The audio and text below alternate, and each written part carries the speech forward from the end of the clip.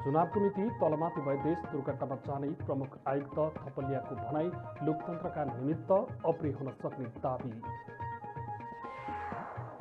स्वास्थ्य सम्बन्धी अनुसन्धानात्मक उत्पादनलाई जनतामाझ पुर्याउनु पर्नेमा जोड। अब अस्पताल सम्बन्धीका अध्ययन तथा अनुसन्धानहरू हुन आवश्यक रहेको भनाई। रसुवागढी नाकाबाट चिनिया सामग्रीको आयात बढेसँगै राजस्व सङ्कलनमा वृद्धि। चालु आर्थिक वर्षको 9 महिनामा लक्ष्यभन्दा 100% बढी राजस्व सङ्कलन। नेपाली राष्ट्रिय फुटबल टोलीले एएफसी एसियन कप छनौटमा सहभागिता जनाउँदै छनौटका लागि नेपाली टोलीबाट प्रशिक्षण सुरु। र युरोपेली देशहरूबाट युक्रेनलाई शक्तिशाली हतियारहरू सहयोग। युक्रेनलाई हतियार उपलब्ध नगराउन रुसको चेतावनी।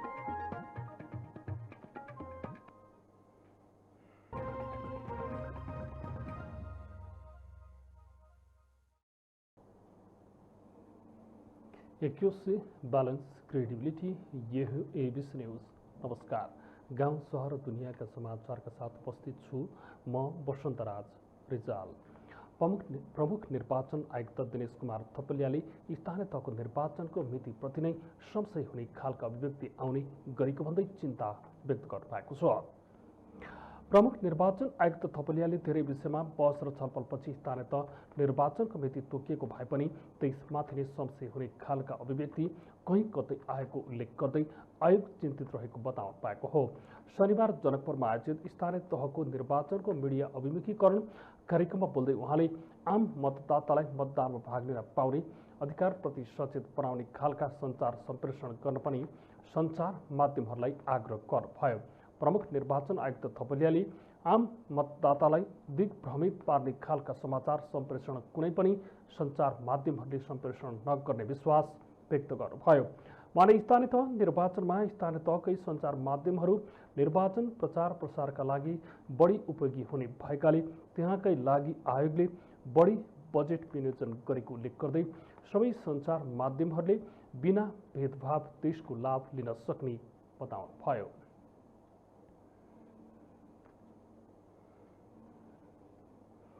स्वास्थ्य तथा जनसङ्ख्या वैज्ञानिकहरूको 8औं शिखर सम्मेलनले स्वास्थ्य सम्बन्धी अनुसन्धानात्मक उत्पादनलाई जनतामाझ पुर्याउनु पर्नेमा जोड दिएको छ। गत चैत्र 28 र 29 गते काठमाडौँमा बसेको सम्मेलनले छलफलमा उठेका कुरालाई नीति बनाएर स्वास्थ्यको क्षेत्रमा गरेका अनुसन्धानलाई सर्वसाधारण जनतामा पुर्याउनु पर्ने कुरामा जोड दिएको नेपाल स्वास्थ्य अनुसन्धान परिषदका सदस्य सचिव डाक्टर प्रदीप ग्याउलीले बताउनुभयो। उहाँले अब अस्पताल सम्बन्धीका अध्ययन तथा अनुसन्धानहरू हुन आवश्यक रहेको पनि बताउनुभयो। सदस्य सचिव ग्याउलीले सम्मेलनमा विशेष गरेर क्लिनिकल ट्रायल परीक्षण गर्ने सक्ने गरी विकास गर्नुपर्नेमा छलफल भएको पनि बताउनुभयो। उहाँले छलफलमा नेपालमा भएका जडीबुटीहरूलाई नेपालमै औषधि उत्पादन गरेर कसरी विश्व बजारमा पुर्याउन सकिन्छ भन्ने कुरामा पनि विशेष जोड दिएको बताउनुभयो। सदस्य सचिव ग्याउलीले अनुसन्धान परिषदलाई काम गर्न नसकेको भनेर मिथ्या आरोप लगाउन खोज्नु गलत भएको बताउनुभयो। उहाँले नेपालमा केही नीतिगत र कानुनी अडचनको कारणले क्लिनिकल ट्रायल गर्ने उपयुक्त ल्याब तथा परीक्षण केन्द्र नहुँदा कोरोना विरुद्धको भ्याक्सिन उत्पादन गर्ने लगायतका कुरामा पछि परेको बताउनुभयो। कोरोना कालमा गर्न सकिने धेरै अध्ययन अनुसन्धान हुन नसके पनि सदस्य सचिव ग्याउलीले अहिले अनुसन्धान परिषदमा बजेटको हिस्सा बढेको र केही नीतिगत सुधार भएकोले आगामी दिनमा यसले गति लिने बताउनुभयो। अनुसन्धान परिषद कार्यप्रगतिले पनि नेपालीहरूको मन जित्नेमा विश्वस्त रहेको बताउनुभयो। सदस्य सचिव डाक्टर ग्याउलीले 8औं सम्मेलनमा करिब 10 लाख अनलाइन र भर्चुअल माध्यमबाट अनुसन्धानकर्ताहरूले सम्मेलनमा सहभागी बनेको र आगामी दिनमा अनुसन्धानप्रतिको चासो बढ्दै जाने कुरामा विश्वस्त रहेको बताउनुभयो। उहाँले नेपालमा अध्ययन अनुसन्धानका लागि टेक्नोलोजीको कमी रहेको र अभ्यास परीक्षणका कुराहरूको कमी भएकोले यसलाई बढाउन सके अनुसन्धानको क्षेत्रमा उल्लेख्य प्रगति हुने विश्वास व्यक्त गर्नुभयो।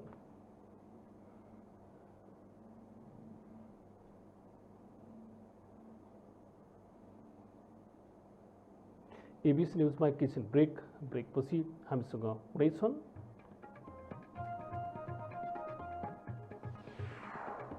रसुवागढी नाकाबाट चिनिया सामग्रीको आयात बढेसँगै राजस्व सङ्कलनमा वृद्धि। चालु आर्थिक वर्षको 9 महिनामा लक्ष्यभन्दा 10% बढी राजस्व सङ्कलन। नेपाली राष्ट्रिय फुटबल टोलीले एएफसी एसियन कप छनौटमा सहभागिता जनाउँदै छनौटका लागि नेपाली टोलीबाट प्रशिक्षण सुरु। र युरोपेली देशहरूबाट युक्रेनलाई शक्तिशाली हतियारहरू सहयोग युक्रेनलाई हतियार उपलब्ध नगराउन रुसको चेतावनी।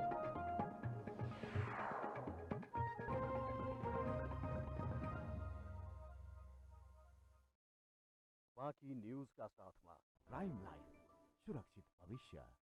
It's time for United Cements Break. हरेक निर्माण को धड़कन United cements pure OPC. Shivam cement भरोसा अटूट संबंधको।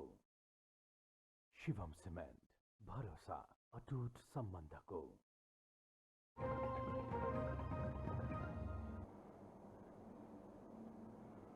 ब्रेकपछि एबीसी न्यूजमा स्वागत छ। अब बाँकी न्यूज।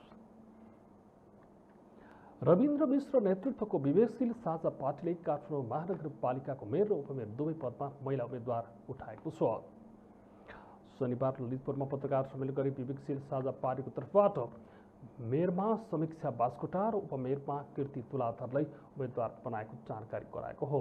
पत्रकार सम्मेलनमा दुवै उम्मेद्वारको तर्फबाट काठमाडौँ महानगरपालिकाको निर्वाचनको लागि प्रतिज्ञा पत्र पनि सार्वजनिक गरिएको छ।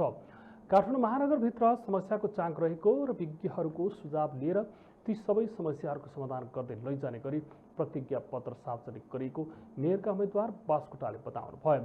उहाँले आफूहरू विजय भएमा काठमाडौँ महानगरपालिकामा विकास निर्माणको कामले उचाइ लिने पनि बताउनुभयो।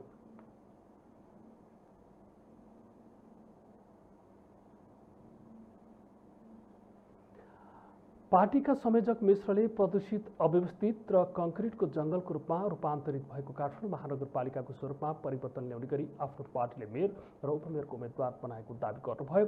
प्रतिज्ञा पत्रमा भ्रष्टाचार नियन्त्रण, सुशासन र सेवा प्रवाहमा जोड दिने, शिक्षा, स्वास्थ्य र सामाजिक सुरक्षाको प्रबन्ध गर्ने तथा नेवा कला संस्कृतिको संरक्षण, विद्युतीय यातायातको व्यवस्था, नदी, कुवा, तलाउ, खोला, नालाहरूको सफाई गर्ने उल्लेख गरिएको छ। परराष्ट्र मन्त्री डाक्टर नारायण खड्काले जापानले समृद्धिका लागि हासिल गरेको ज्ञान, सिप र अनुभव नेपालको लागि अति उपयोगी हुने बताउनु भएको छ। नेपाल जाइका अलमनाई एसोसिएसनले आज काठमाडौँमा आयोजना गरेको एक कार्यक्रममा बोल्दै मन्त्री खड्काले जापानमा गएका नेपालीहरूले हासिल गरेका ज्ञान, सिप र अनुभव नेपालले उपयोग गरेर अघि बढ्नुपर्ने पनि बताउनुभयो।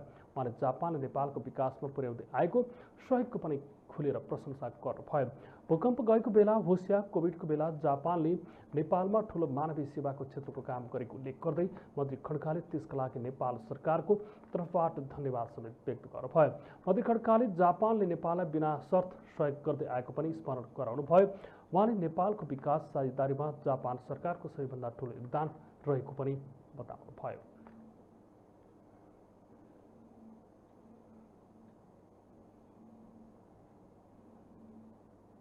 एबीसी न्यूजमा फेरि एकैछिन ब्रेकपछि हामीसँग हुनेछन्।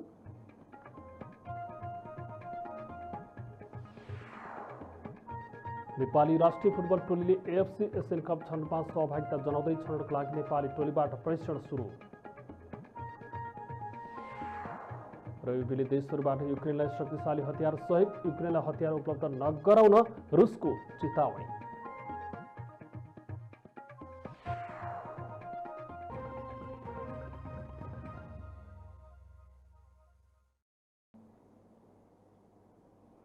ब्रेकपछि एबीसी न्यूजमा पुनः स्वागत छ। अब बिजनेस न्यूज।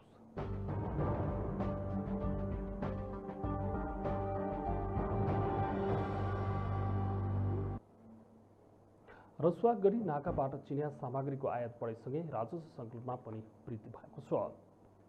कोभिड-19 का कारण लामो समयसम्म नाकाबाट आयात निर्यात कम हुँदा प्रभावित भएको राजस्व सङ्कलन अहिले भने बढेको हो। रसुवा भन्सार कार्यालयका अनुसार चालु आर्थिक वर्षको 9 महिनामा लक्ष्यभन्दा 10% बढी राजस्व सङ्कलन भएको छ। कार्यालयले साउनदेखि चैतसम्ममा 5 अर्ब 13 करोड 17 लाख 43 हजार रुपियाँ राजस्व सङ्कलन गर्ने लक्ष्य राखेकोमा 5 अर्ब 64 करोड 79 लाख 15 हजार रुपियाँ सङ्कलन गरेको छ। पछिल्लो समय चिनिया पक्षले आयात बढाएका कारण राजस्व सङ्कलनमा वृद्धि भएको भन्सार कार्यालयले जनाएको छ। विश्वव्यापी रूपमा फैलिएको कोभिड-19 का कारण 2076 माघ 15 देखि 2077 जेठ 22 सम्म रसुवागढी नाका बन्द भएको थियो। अहिले एकतर्फी रूपमा नाका सञ्चालन भइरहेको छ।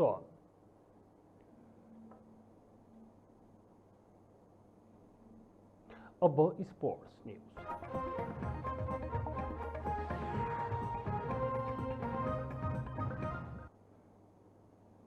नेपाली राष्ट्रिय फुटबल टोलीले कुवेतमा आयोजना हुने एएफसी एसियन कप छनौटमा सहभागिता जनाउँदैछ। आगामी जुनमा आयोजना हुने छनौटका लागि नेपाली टोलीले प्रशिक्षण सुरु गरिएको छ। कठिन मानेको सम्मबाट रहेको नेपाली छनौटमा उत्कृष्ट प्रदर्शनको आशा राखेको छ। नेपाली टोलीले यस छनौटलाई महत्त्वपूर्ण प्रतियोगिताको रूपमा लिएको छ। नेपाली टोलीका उपकप्तान रोहित चन्दले छनौटमा उत्कृष्ट प्रदर्शन गर्नका लागि योजनाबद्ध तरिकाले तयारी गरेको बताएका छन्। छनौटमा नेपाल समूह एमा रहेको छ। यस समूहमा कुवेत, इन्डोनेसिया र जोर्डन रहेका छन्। यस समूहबाट नेपालको छनौट हुने सम्भावना तीव्र रहेको छ। मुख्य प्रशिक्षक अब्दुल्ला अलमुताइरीले नेपाली टोलीले एएफसी एसियन कपमा स्थान बनाउन नसक्ने बताइसकेका छन्। छनौटको सम्भावना कम भए पनि छनौटमा उत्कृष्ट प्रदर्शनका लागि नेपाली टोली तयार रहेको चन्दले बताए। छनौट खेलहरू जुन 8 देखि 14 सम्म हुनेछ। नेपालले जुन 8 मा जोर्डनसँग खेल्दै छनौटको सुरुवात गर्नेछ। दोस्रो खेलमा नेपालले जुन 11 मा कुवेतको सामना गर्नेछ। नेपालले जुन 14 मा इन्डोनेसिया विरुद्ध खेल्नेछ। नेपाली टोलीका नियमित सदस्य सुजल श्रेष्ठ भने टोलीको लक्ष्य एसियन कपमा छनौट हुने रहेको दावी गर्छन्। उनले छनौटमा गर्व गर्न लायक प्रदर्शन गर्ने बताए। सुजलले प्रशिक्षकको अभिव्यक्तिले टोलीलाई कुनै पनि नकारात्मक असर नगरेको बताए। उनले छनौटमा पहिले जस्तै दबावरहित तरिकाले खेल्ने बताए। छनौटबाट समूहको शीर्ष टोली चीनमा आयोजना हुने एसियन कप 2023 मा छनौट हुनेछन्।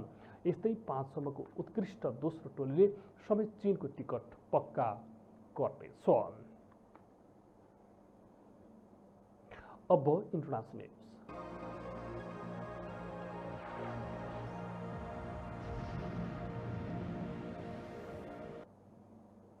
रुसले अमेरिका र अरू साझेदार देशहरूलाई युक्रेनलाई हतियार उपलब्ध नगराउन चेतावनी दिएको छ। रुसले एउटा कूटनीतिक नोटको माध्यमबाट चेतावनी दिएको बीबीसीले जनाएको छ। 2 पृष्ठको कूटनीतिक नोट अमेरिकी विदेश मन्त्रालयलाई रुसको वाशिंटन डीसीमा रहेको दूतावासले उपलब्ध गराएको हो। युक्रेनलाई अमेरिकाले नयाँ सैन्य सहयोगको प्याकेज घोषणा गर्ने तयारी गरेको विवरण बाहिर आउन थालेपछि रुसले नोट पठाएको हो। त्यसको केही घण्टापछि अमेरिकी राष्ट्रपति बाइडेनले 8 करोड अमेरिकी डलर बराबरको सैन्य सहयोगलाई अनुमोदन गर्नुभएको थियो, जसमा पहिलोपटक लामो दूरीमा पनि निशाना लगाउन सक्ने होविट्ज जस्ता हतियार थिए। पछिल्लो सैन्य सहायताको प्याकेजमा हतियारहरू, ड्रोन, बख्तरबन्द गाडीहरू र हेलिकप्टरहरू पनि छन्। अमेरिकाले उपलब्ध गराउने भनेको सैन्य सहयोगको पहिलो किस्ता केही दिनपछि युक्रेन पुग्नेछ। रुसले अहिले युक्रेनको पूर्वी भेगमा आफ्नो कारबाहीलाई केन्द्रित गरेको छ र केही दिन डोनबास क्षेत्रमा लडाईँ सर्कने ठानेको छ। युद्ध सुरु भए यता अमेरिकाले 3 अर्ब डलर बराबरको सैन्य सहयोग युक्रेनलाई उपलब्ध गराएको छ। युरोपेली देशहरूले पनि युक्रेनलाई शक्तिशाली किसिमका हतियारहरू उपलब्ध गराउँदै आएका छन्। अब मौसम। आज सूर्योदय बिहान 5:38 भयो। सूर्यास्त 6:29 हुने अनुमान रह्यो। आज दिउँसो काठमाडौँको अधिकतम तापक्रम 30 देखि 32 डिग्री सेल्सियस बीच रहने अनुमान गरियो। एबीसी न्यूज अन्त्यमा अहिलेसम्मका टप स्टोरिज पुनः पटक।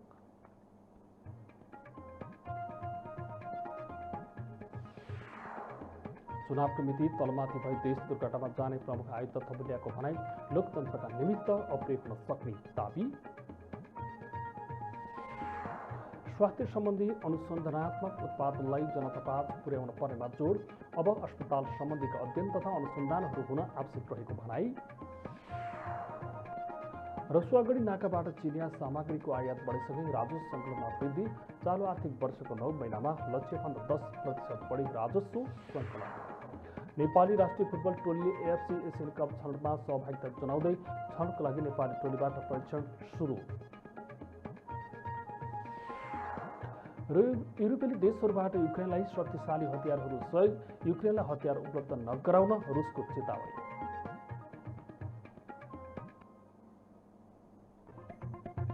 एबीसी न्यूज यहाँलाई सकियो। एबीसी न्यूज नेपाल.tv लगन गरेर पढ्न सक्नुहुन्छ।